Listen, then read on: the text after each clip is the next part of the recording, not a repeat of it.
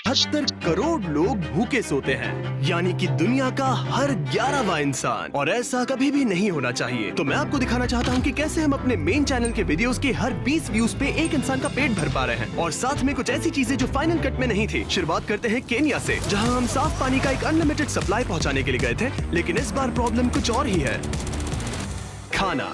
Studies से हमें ये पता चला कि अगर बच्चों को स्कूल में खाना मिले तो उनकी अटेंडेंस 50% तक बढ़ सकती है और उनके एग्जाम स्कोर्स भी 20% तक इंप्रूव हो सकते हैं। अब इसकी वजह से आगे इस वीडियो में मैं ये पूछने निकल पड़ा कि यहाँ खाने की इतनी कमी क्यों है, और जो मैंने जाना उससे मैं दंग रह गया। ये दुनिया की सबसे स्टूपिड प्रॉब्लम है।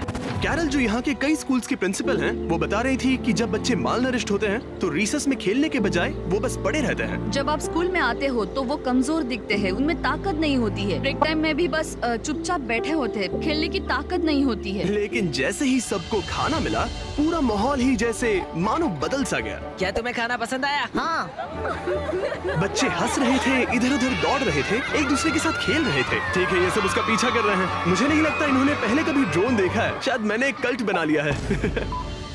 ठीक है, आज शायद केन्या में हमारा तीसरा दिन है। ये एक लो इनकम वाला एरिया है। स्कूल्स की हालत भी कल वाले स्कूल से ज्यादा खराब है। इन बच्चों को स्कूल में खाना नहीं मिलता, तो आज इनकी जिंदगी में बहुत बड़ा बदलाव आने वाला है। इनमें से ज्यादातर बच्चों को कम कैलोरीज मिलती है, लेकिन इसके बाद ये अपने स्कूल में रोज पेट भर के खाना खा पाएंगे। वो ज्यादा सीख पाएंगे, अच्छे से बढ़ पाएंगे और कम बीमार पड़ेंगे, और जरूरी बात यह है कि वो खुश रहेंगे, जो कि हमारी ख्वाहिश है। शुरू करें? ठीक है, मैं एक और स्कूल में आया हूँ जहाँ करीब 500 से ज्यादा बच्चे हैं। दिखाओ सबको।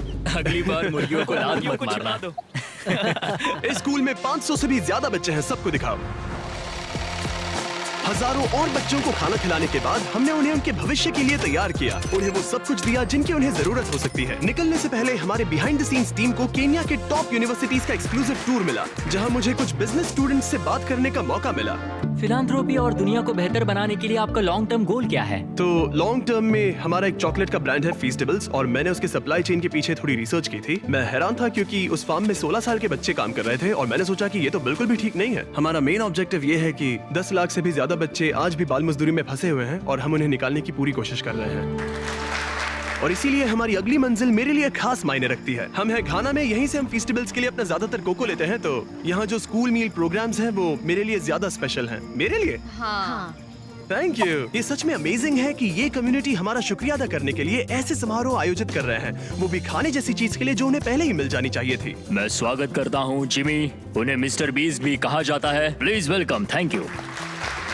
Thank you. जैसा कि मैंने कहा, मैं इस खाने के प्रोग्राम को शुरू करने और इस कम्युनिटी में डेवलपमेंट करवाने के लिए बहुत एक्साइटेड हूँ, और मुझे आप सबके साथ काम करने में बहुत खुशी होगी। मुझे यहाँ बुलाने और इस सम्मान के लिए बहुत बहुत शुक्रिया। ये हमारा पारंपरिक केंते है, और हम तुम्हें केंते में लपेटेंगे ताकि हम तुम्हारा सम्मान कर सके।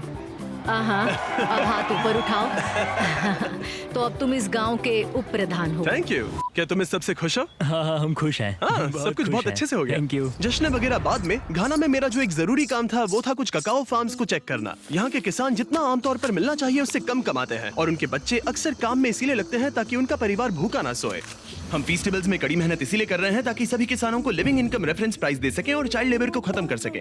मैंने ककाओ फार्म्स को पर्सनली देखा, और हमने इस पूरे मिशन को बढ़ावा देने के लिए एक वीडियो शूट किया। बिग चॉकलेट अपने फार्मर्स को इतने कम पैसे देता है कि वो एक दिन में $1 से भी कम कमाते हैं। पहला, हम हमारे सारे ककाओ फार्मर्स को एक लिविंग इनकम रेफरेंस प्राइस देते हैं। दूसरा, हमारे सारे ककाओ फेयर ट्रेड सर्टिफाइड है, जो एथिकल सर्टिफिकेशन का गोल्ड स्टैंडर्ड है। आपका शुक्रिया, बहुत बहुत शुक्रिया। आपसे कल मिलता हूँ। ठीक है, चलो चलते हैं। ये लो, थैंक यू। जो भी लोग मेन चैनल के वीडियोस देखते हैं उन्हें इसका असर पूरी तरह से नहीं समझेगा। इससे बहुत सारे बच्चे स्कूल में रह पाएंगे, और वो फेल भी बहुत कम होंगे। वो ककाओ फार्म से बाहर निकल पाएंगे, जो मैं फीस्टेबल्स में करने की कोशिश कर रहा हूँ। हमने यहाँ स्कूल मील प्रोग्राम शुरू कर दिया है। अजीब लगेगा, लेकिन इन्हें 10 और नए एडमिशंस मिल गए हैं, क्योंकि अफवाह फैल गई है कि मैं स्कूल मील प्रोग्राम शुरू कर रहा हूँ। और कुछ दिन पहले शुरू करने के बाद और 11 बच्चे स्कूल में भर्ती हो गए। सिर्फ मुफ्त में खाने की वजह से 21 बच्चे आ गए, जो कि बहुत अच्छा है, क्योंकि 21 बच्चे शायद उन ककाओ फार्म्स पर ही काम कर रहे होते। इन्होंने कहा कि यहाँ के करीब 97% बच्चे ककाओ फार्म से आए हैं, और अब वो अच्छे से खा रहे हैं और पढ़ाई भी कर रहे हैं।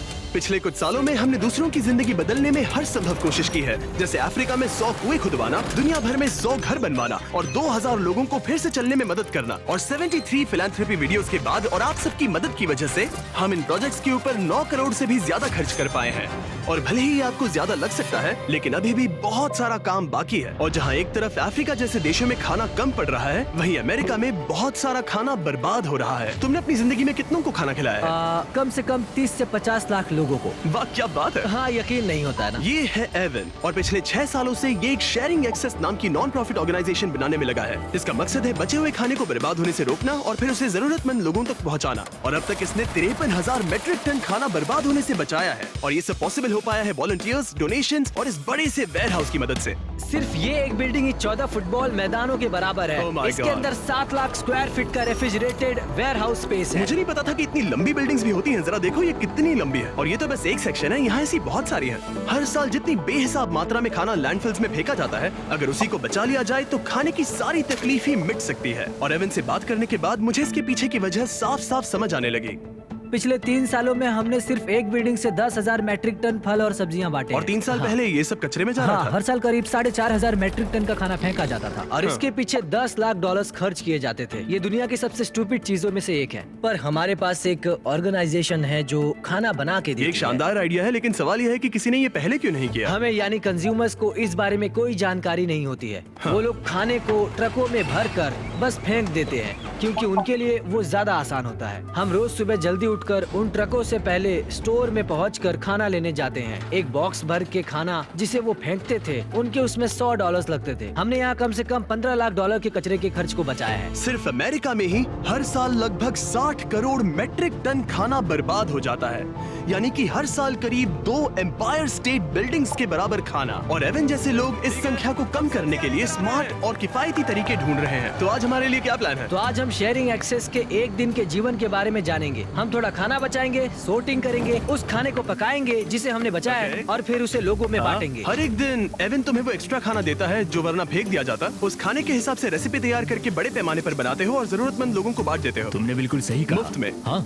क्यों? ये मेरे अतीत का एक हिस्सा है। पहले मैं बेघर था, मैं काफी समय तक ड्रग्स और शराब से जूझ रहा था और मुझे पता है कि भूखा सोना कैसा होता है। बस इस वीडियो को शूट करने के दौरान हमने यहाँ की रसोई में 300 मील्स तैयार किए, लेकिन मेन चैनल के वीडियो को मिलने वाले ढेरों व्यूज के कारण शेफ मैट हजारों लोगों के पेट भर पाएगा। नोलन, मुझे लगता है कि हमें और मिर्च की जरूरत पड़ेगी। क्या तुम मेरे साथ आओगे? ओके। तो तुम्हें मिर्च वहाँ मिलेगी, ठीक है? वहाँ अंदर। हाँ।